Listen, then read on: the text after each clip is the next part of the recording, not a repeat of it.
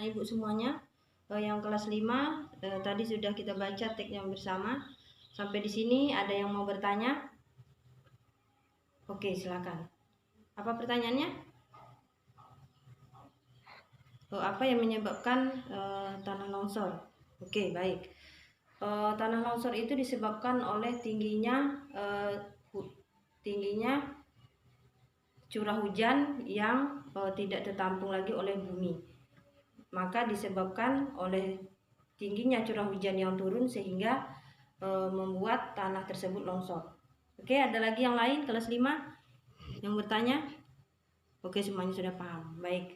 Sekarang silakan dipersiapkan alat tulisnya, silakan dikerjakan tugas pada halaman 47. Silakan dikerjakan tugasnya dulu. Oke. Silakan dibuka buku IPS-nya. Oke, sudah dibuka. Adapun pembelajaran kita hari ini tentang peristiwa alam di Indonesia dan negara-negara tetangga. Dengan tujuan pembelajaran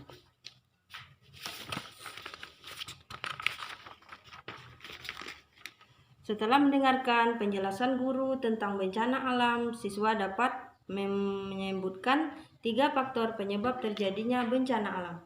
Yang kedua, setelah melakukan tanya jawab tentang peristiwa alam, siswa dapat menyebutkan 5 contoh peristiwa alam yang terjadi di Indonesia. Yang ketiga, setelah membaca buku tentang peristiwa alam, siswa dapat menyebutkan 5 contoh peristiwa alam yang terjadi di negara-negara tetangga. Yang keempat, setelah melakukan diskusi tentang dampak peristiwa alam, siswa dapat menjelaskan upaya penanggulangan dampak negatif peristiwa alam. Oke. Sekarang silakan anak-anak ibu kelas 6 baca teks yang ada di halaman 56 tentang peristiwa alam di Indonesia dan negara-negara tetangga. Sudah dibaca anak-anak ibu kelas 6? Oke, sudah. Sekarang ada yang ingin bertanya tentang peristiwa alam? Ya, kalau tidak ada, Ibu akan membacakan kembali peristiwa alam yang tidak merugikan manusia. Pergantian musim Indonesia mengalami 2 kali pergantian musim, yaitu musim kemarau dan hujan. Musim kemarau di Indonesia terjadi akibat bertiupnya angin musim tenggara. Di Indonesia terjadi akibat bertiupnya angin musim tenggara. Angin ini berasal dari benua Australia yang kering. Angin yang bertiup dari benua Australia tidak banyak membawa uap dari laut yang dilaluinya.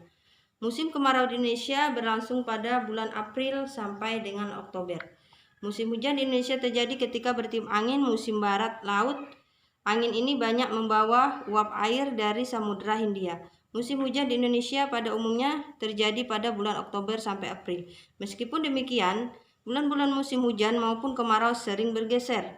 Ada kalanya musim kemarau telah panjang dan pada tahun berikutnya musim hujan yang lebih panjang.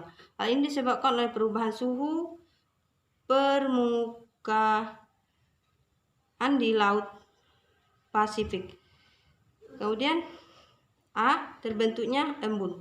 Terbentuknya embun merupakan bagian dari peristiwa alam. Embun terbentuk ketika udara yang berada di dekat permukaan tanah menjadi dingin.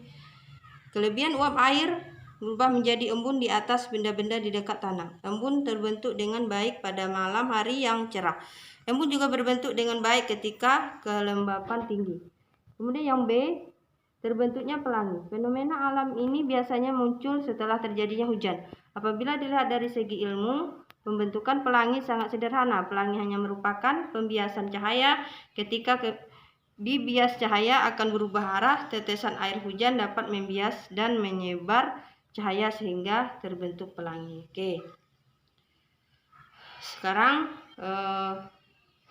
silakan anak-anak ibu semuanya dikerjakan latihan yang ada di halaman 58. Silakan dikerjakan. Oke semuanya, anak-anak ibu kelas 5 dan kelas 6 sudah mengerjakan